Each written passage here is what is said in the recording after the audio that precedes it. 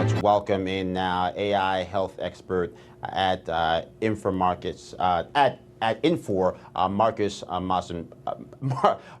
Mossberger. Marcus, thank you so much for joining us. I want to dive into obviously the health aspects of this, but first your reaction to what you just heard. Certainly, we know that AI is rapidly increasing its capabilities. You look at videos from just a year ago to present, it is night and day. We are quickly getting to the point, if we're not there already, where it is becoming very difficult to distinguish reality from that which has been generated by AI. What are some of the unforeseen, unintended consequences for where we even are today and what comes tomorrow? Yeah, there's definitely concerns that we all share relative to where AI is going to take us in the future. But when you look at the healthcare space, Joe, I think there's actually a more optimistic point of view about what it can potentially bring.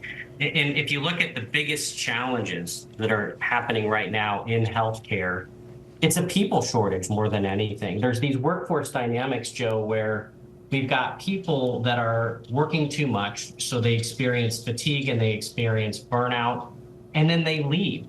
So that gentleman just referenced the year 2027. Do you know by the year 2027, we're expecting another 1 million caregivers to leave the profession of healthcare? So we need AI to help us care for the caregivers.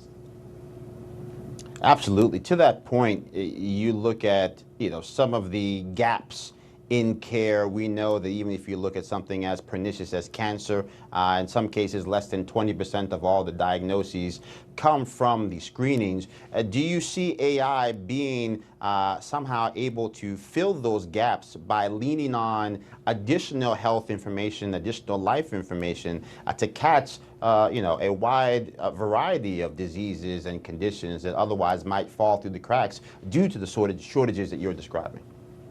I think it will, and I think it's also going to help with clinical operations. It's going to help with business operations, and even the care delivery redesign. So I don't know if the last time you went to the doctor, Joe. I was there last week, and when I was explaining to the physician the litany of issues that I have, he was like this. He was on his laptop typing away, and he'd occasionally look back over to me and say, "Uh-huh."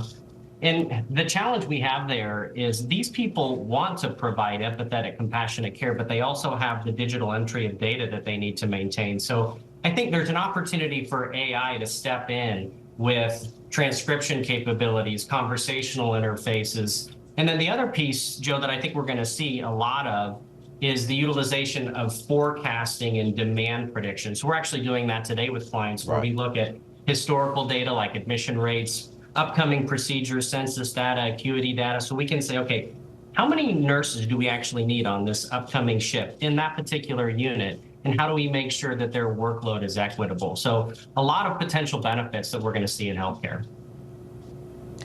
Talk a little bit about the safeguards in place. Certainly we know that with all new technological advances come certain challenges. We've seen AI with the ability to pass the bar exam, and then we've also seen AI start hallucinating evidence for the purposes of trying to file a brief, including court cases that don't exist. So in the context of healthcare, where we know that some of these decisions are quite literally life and death, when everyday people are going to WebMD to figure out what's wrong with them and come away convinced they're actually dying, how do we take all of that and put it into the context of saying, hey, AI is going to be a critical tool here, but also here are the best practices from your perspective that need to be put in place to ensure that we're getting the best results and not putting patients in danger?